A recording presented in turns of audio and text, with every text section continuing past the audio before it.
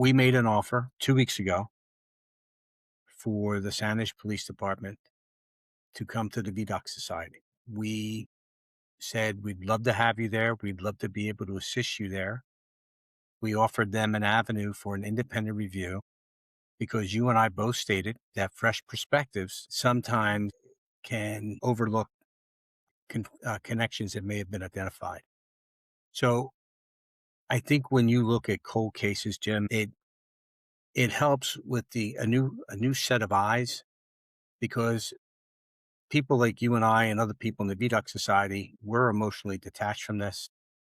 We're going to challenge any assumption that we may believe that is there, and that we bring such a specialized expertise from our agency, from our VDOC Society. I mean, the knowledge and the expertise within the VDOC Society is second to none anywhere. And I just became aware that, and I sent you the email along with our producers, Matt and Matt, that Saanich PD declined to come to the VDOC Society. I'm not going to criticize them. I mean, they could have numerous reasons for this, Jim.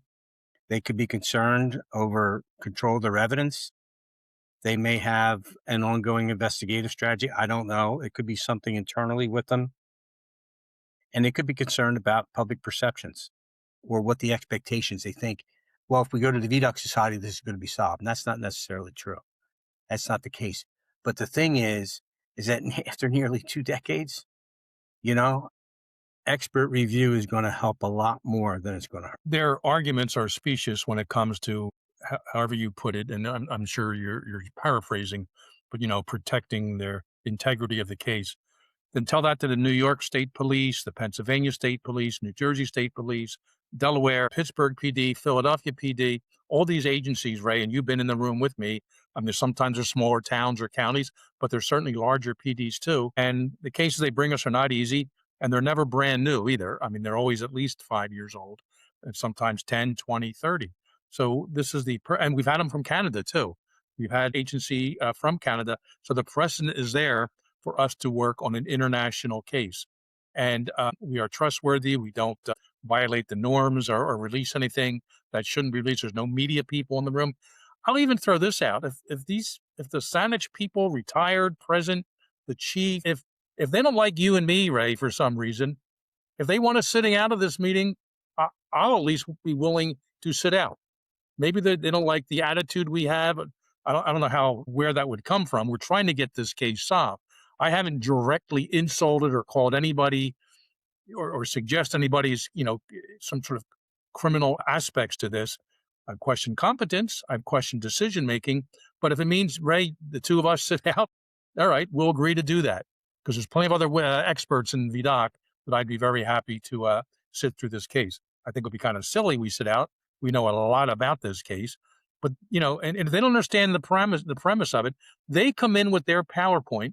They stand in front of this 50 or 60, sometimes more, in the room. They present their case to us.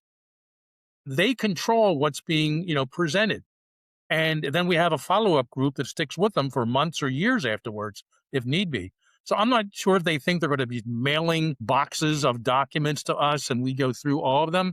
I mean, that's something we could do. And maybe some agency in Canada should somehow come in and do that.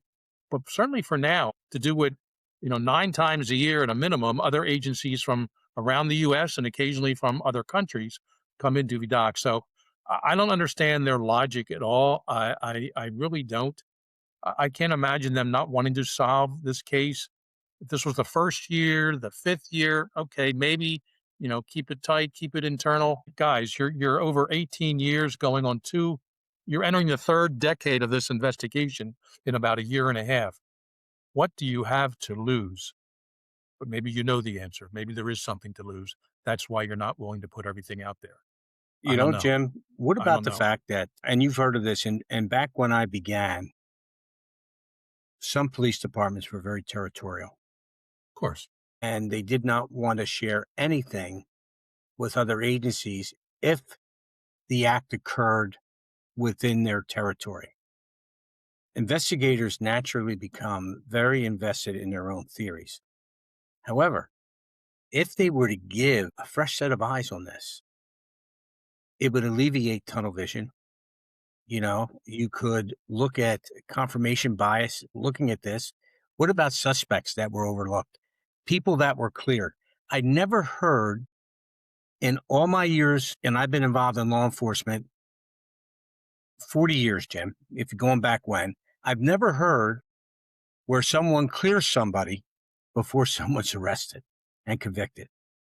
Everybody's a suspect. The John Benet Ramsey case. Well, yes, yes, Okay. yes. We'll But and I we'll mean, leave it at that. yeah, but we know where that landed, right? We're not going to Well, get into that. I'm not gonna get into that. Right, exactly.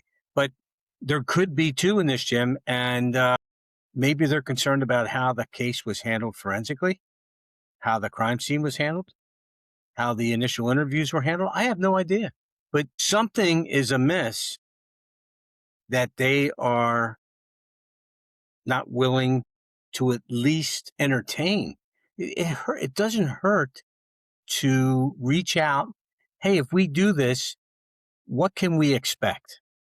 Maybe the unknown is what frightens them. Maybe they're afraid to bring it Or to us Ray, for some reason. it's the known that frightens them.